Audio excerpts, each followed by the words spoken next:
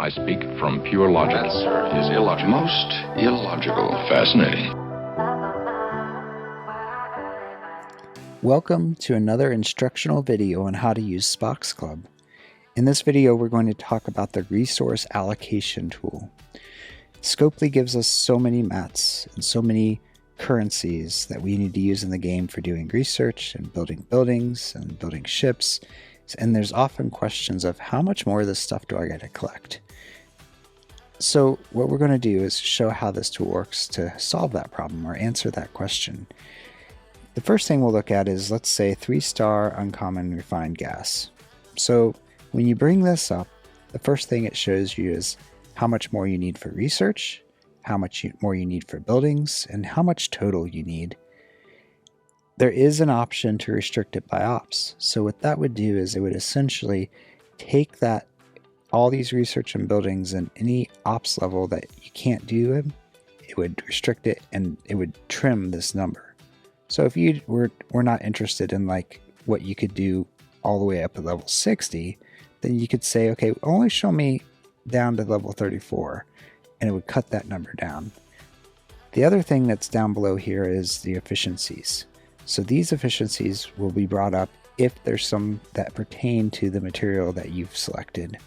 So for instance, here we've got efficiencies for gas in both research and building, and it shows the raw amount would have been 31.5 thousand, but because of your efficiency researches, it's dropped down to 15.3 thousand.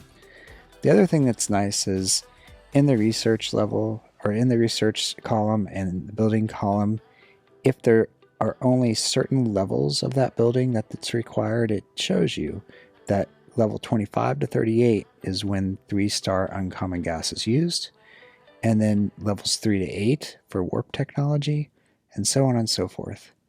Now I'm going to change one of these so you can see what happens.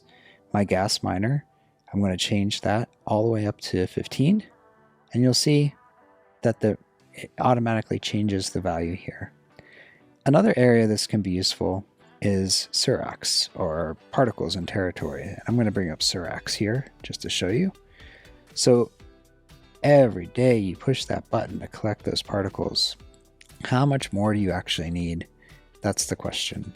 So right now you can see these are the researches in territory, and if I change some of those, I can say that, and it shows me, okay, now you only need 43,000 more. The other thing is, if you're not planning to upgrade ops anytime soon and you're thinking about moving territory, you could change it to match your ops level and let it trim it even further.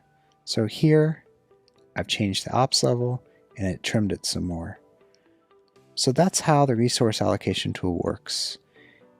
Thanks for watching this video, and thank you for using Spock's Club. And as always, Live long and prosper.